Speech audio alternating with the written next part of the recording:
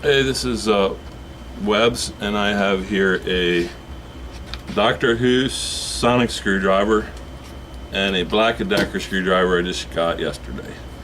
So, at first I thought I would do a review on the sonic screwdriver.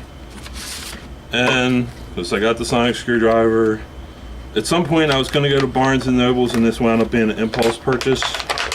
And I was going to get this antiquated piece of technology called a book. Evidently doesn't require batteries to operate, and somehow I wound up with this. And well, we may have seen this at Doctor Who. This is the 11th Doctor's sonic screwdriver. The 12th Doctor's sonic screwdriver is exactly the same, except for the back is a little bit different. And of course, I didn't read the directions or anything, and it said it needed batteries, but I was happy to find out when I pressed the button that it doesn't need batteries, and it does make two sounds. And of course, if you've ever seen the Doctor operate this, and there's a little screw here in the Doctor Who series, and he'll use this to try and like work the screw out.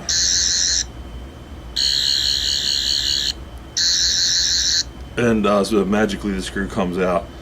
And then I'm not even sure how a sonic screwdriver works, but evidently there's this button here, and you press that. And this other button here is what I'm talking about. You press this and the tip comes out like kind of like that. Now at that point you can't use this button anymore, because in this mode you take a reading. So there's a little button on the back. I had to watch a video on this because I couldn't figure out how any of this worked. And I figured out the first two features, but I didn't know this one. And you press this button on the back and it does the thing again, but actually at this point, when you have the claw open, you take a reading. So I guess right there, like a little bit of type would come up and you could take a reading. So that's the 11th Doctor's sonic screwdriver, and I said, you know, I would like something like this that actually works. And I went online, and then I went to the Home Depot and I bought this Black & Decker lithium screwdriver. Now I went online, and there's a few different versions of these. There's one called the Works, and from WORX, and the Works one you can pump it and the bits change out. This one you just have to remove the bits. And the first one of these I got was, my aunt gave it to me, a reversible screwdriver, because she knows I'm kind of nerdy, and it was fixed position, kind of like this all the time. I'm kind of giving something away. And you couldn't do any more than drill something like that. So I noticed, I don't know, recently or later, that now they have pivoting ones. I had one that was sort of like this before, and it didn't pivot, and it had a NiCad battery, and it just didn't hold up. Like I would charge it, it was slow. If you've worked with lithium batteries, you know that you can charge. Excuse me again. You can charge a lithium battery and it'll hold a charge for about a year, 96%. So I can charge this, put it in my bag, and then when I want to use it, take it out. Now we've all seen the invention commercials where they say that any new patent for a new product, or even a small innovation in a product, can make you a lot of money. So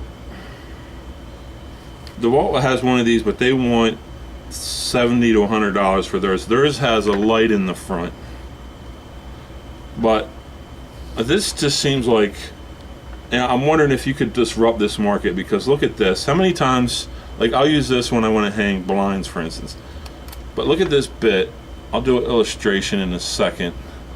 The main problem I have with this bit is, say you want to hang blinds, this part up here, the shaft, is too big to get in every single thing that I want to stick it in. Like, you know, people know me and I have a good memory. Every time I try to stick that in a radio or a piece of electronics or a window blind, like I can't get this past maybe the first 1/10 of the shaft. So I'll just draw, I got a couple pieces of paper here, I'll just draw on the piece of paper. Would be nice if, like, this is the top part that goes in. And it would be kind of nice if this part was beveled about 1.5 inches, and then you had your screwdriver on the bottom. You know what I'm saying? Like I think this is a production problem where this is produced out of a hexagonal bit, and then they cut the screwdriver in and heat temper it and it's done. But you know, for a minute more they could stick it on a lathe, spin the hexagonal part out, and this would fit in a lot of different things. They had a couple different versions of these online where the pivot kind of rotated in. So like the pivot rotated around and then kind of at an angle, and it sort of became straight. Whereas this just kind of like goes in a hinge. The other one's kind of swivel. It's a bit heavy and clunky for its size if you compare it to a sonic screwdriver.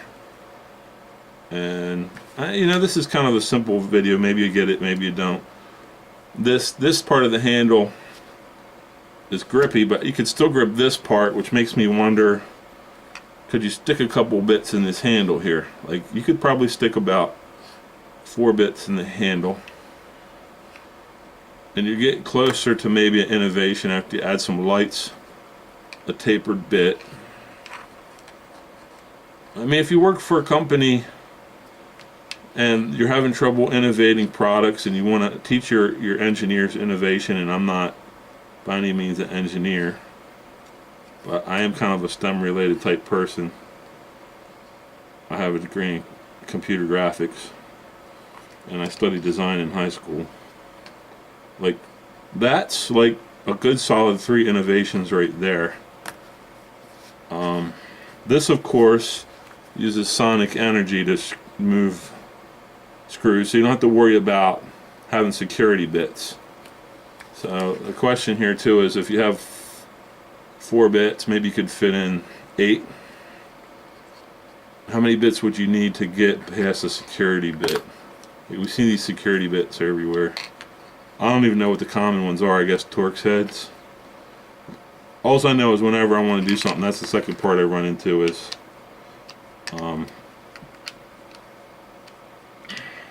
security bits.